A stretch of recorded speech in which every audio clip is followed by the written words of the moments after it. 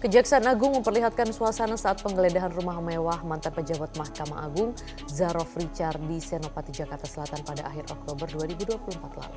Dari penggeledahan, penyidik menyita uang senilai 920 miliar rupiah dan emas batangan seberat 51 kg. Korupsi ada 3 sebab. Pertama, korup karena kebutuhan. Kedua, korup karena keserakahan. Dan ketiga, korup karena sistem. Korup karena kebutuhan, gajinya hanya bisa untuk dipakai hidup 20 hari. Oke. Maka 10 hari berikutnya mau makan apa? Ini obatnya bukan dengan dimiskinkan, udah lebih miskin lagi nanti. Ini obatnya adalah dipenuhi kebutuhannya. Sistem renumerasinya diperbaiki, sistem penggajian diperbaiki, sehingga korupsi karena kebutuhan bisa terselesaikan. Ini yang seringkali kita lewatkan, karena banyak orang yang terpaksa korup karena penghasilannya nggak cukup untuk hidup selama mereka durasi gajinya. Jadi itu adalah jenis korupsi karena kebutuhan. Yang kedua, jenis korupsi karena keserakahan. Nah, kalau keserakahan ini ada batasnya. Keserakahan itu hanya bisa dihentikan, kalau tadi dihentikan lewat pemenuhan kebutuhan, kalau keserakahan dihentikan dengan rasa takut. Siapapun yang serakah, dia akan berhenti karena ada rasa takut. Rasa takut itu apa? Hukuman yang menjerakan. Dan salah satu jenis hukuman yang sangat menjerakan adalah dimiskinkan. Karena bagi koruptor, yang mereka nikmati itu hedonisme. Yang mereka nikmati itu adalah materialisme. Dan materialisme, hedonisme itu hilang ketika dimiskinkan. Tidak ada orang miskin hedon. Tidak ada orang miskin yang materialistik. Tidak ada. Nah, disinilah kemudian kenapa pemiskinan itu menjadi penting.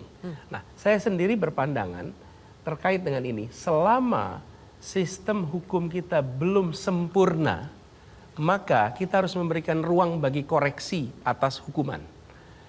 Hukuman dimiskinkan bila di kemudian hari ternyata ada kekeliruan, masih bisa dikoreksi. Tapi bila kemudian orang itu dihilangkan nyawanya dan ternyata ada kekeliruan, tidak bisa dikoreksi di sini. Tidak bisa dikoreksi karena nyawanya sudah pergi. Karena itu menurut saya lebih efektif menggunakan pemiskinan. Dan itu harus ada undang-undangnya, harus ada peraturannya, dan bila itu dilakukan, saya yakin, bila ini dikerjakan dengan tegas, maka korupsi karena keserakahan akan menurun. Oke. Yang ketiga, karena sistem, yang tadi saya sampaikan, sistem itu, bagaimana aturan main, itu seringkali ketat sekali, membuat orang tidak berani ambil keputusan. Jadi, 3 hal itu punya solusi yang beda-beda. Oke. 1 dengan dipenuhi kebutuhannya, 2 dengan diberikan hukuman yang menjerakan, yang ketiga dengan sistem yang dikoreksi. Makasih. Baik, oke. Jelajahi cara baru mendapatkan informasi. Download Metro TV Extend sekarang. Anda semua hanya tahu pelanggaran rakyat kecil. Lihat pelanggaran yang gede-gede itu. Jangan hanya tertibkan yang kecil, yang besar juga harus ditertibkan. Kalau tepuk tangan keras masih kecil artinya. Nggak apa-apa, kan kita membesarkan yang kecil. Syaratnya untuk kami harus kuliah dulu. Soal lulus apa tidak soal lain.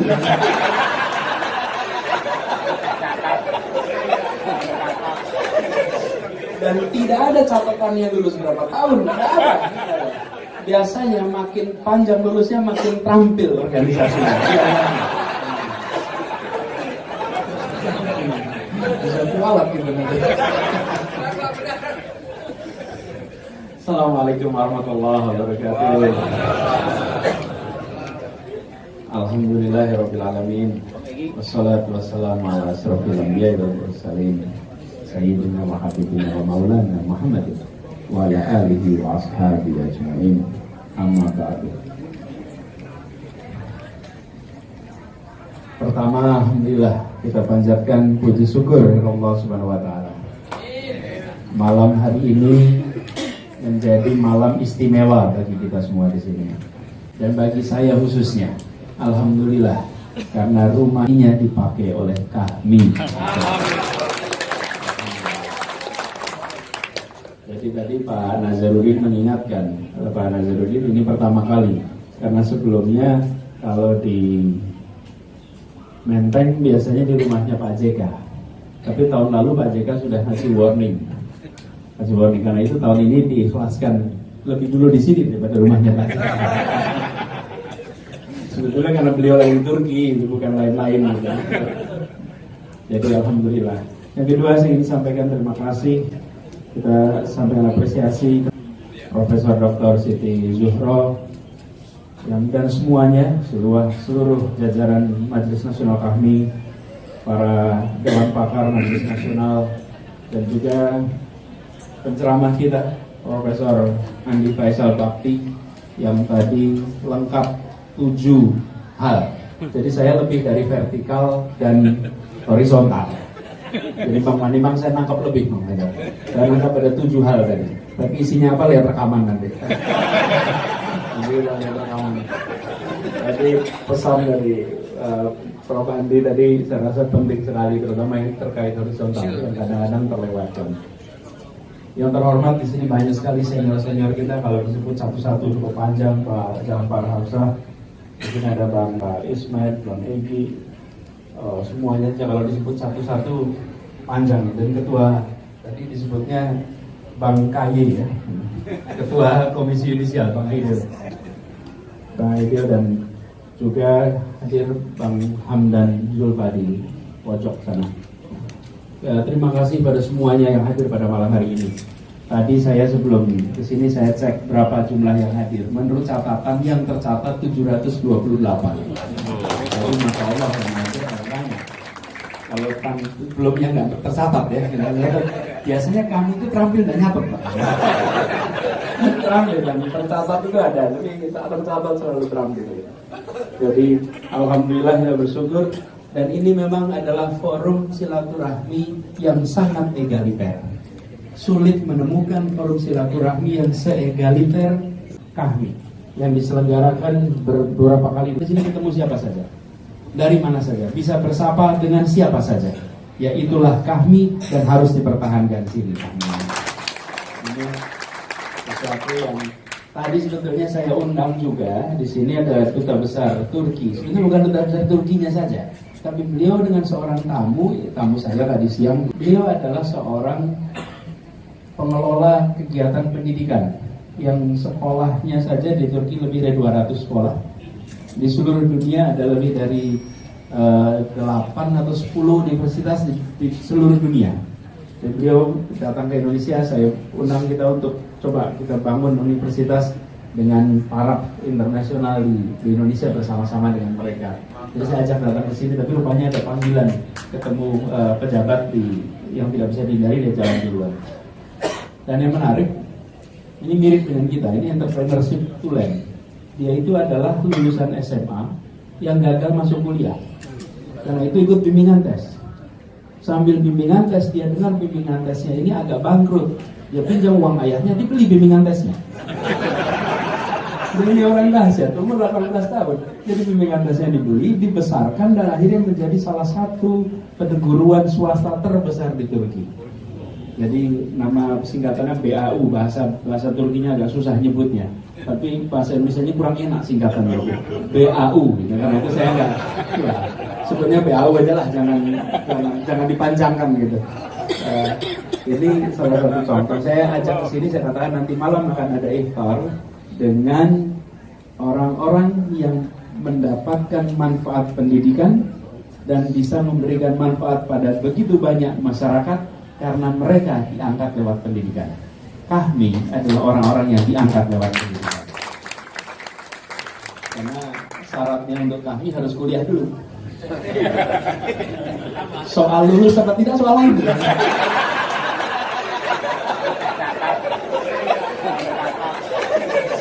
Dan tidak ada catatan yang lulus berapa tahun, tidak ada.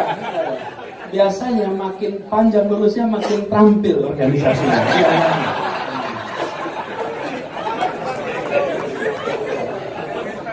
Dan memang kita semua jarang kok ditanya dulu, nggak pernah. Seingat saya selama kami itu nggak pernah ada pertemuan tanya dulu antum berapa tahun kuliah. Nggak pernah. Itu sangat sensitif.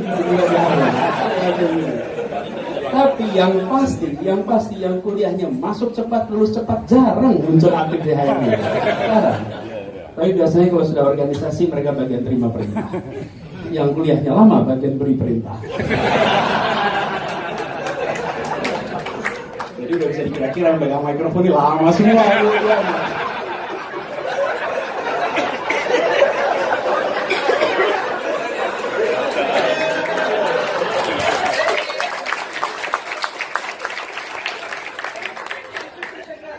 Jadi, iya, ini begitu ini berlama kuliah mah agak sensitif misalnya. Tapi alhamdulillah, ini satu ciri yang pasti. Kita ini meskipun lama kuliah itu bukan apa-apa, kita menikmati belajar.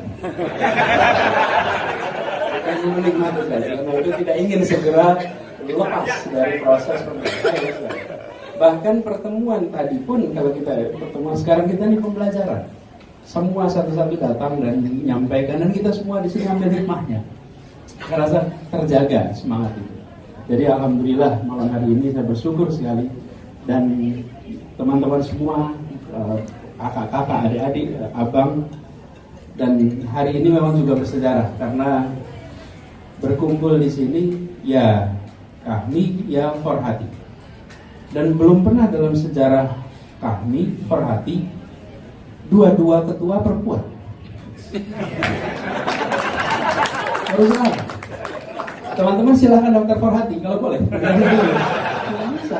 Saya bilang tadi sama Kak Hanifah, saya nggak mungkin daftar Forhati, tapi pertama kali kita punya 2 perempuan dan ini contoh organisasi-organisasi lain. Kami telah mendahului dengan Mbak Siti Zuhro menjadi ketua koordinator kami. Bapak Ibu Saudara sekalian, kalau bicara di sini saya ingin sampaikan sedikit urusannya banyak besar. Besar kecil itu ada ukurannya. Kalau berat ringan soal perasaan. Kita bisa anggap itu ringan, bisa anggap itu berat. Tapi kalau besar urusannya agak banyak. Dan apapun, alhamdulillah apapun bukan hanya perspektif teknokratik, tapi sering juga dilihat dalam perspektif politis. Karena itu selain teknokratik juga harus kerja mau tidak mau harus mengantisipasi aspek politiknya juga. Nah, apa yang menjadi masalah terbesar di kota ini seringkali kita sebut sebagai masalah macet, masalah banjir, itu adalah masalah besar. Tapi kalau kita tanya pada masyarakat yang senyatanya di luar sana, apa sesungguhnya masalah terbesar, maka akan menyebut masalah terbesar adalah lapangan kerja, adalah kemiskinan, ketimpangan. Itu masalah terbesar yang dihadapi. Di kota ini, semua yang dijanjikan Republik dituliskan. Kita berjanji untuk mencerdaskan. Kita berjanji. Halo teman-teman, berjumpa bersama saya di Politik Dangi. Ya, kita prihatin ya karena Indonesia sangat darurat korupsi, teman-teman. Bagaimana mantan ya Hakim MA terjerat kasus korupsi berpuluh tahun ya, dengan nilai yang digerebek itu sekitar hampir 1 triliun, teman-teman.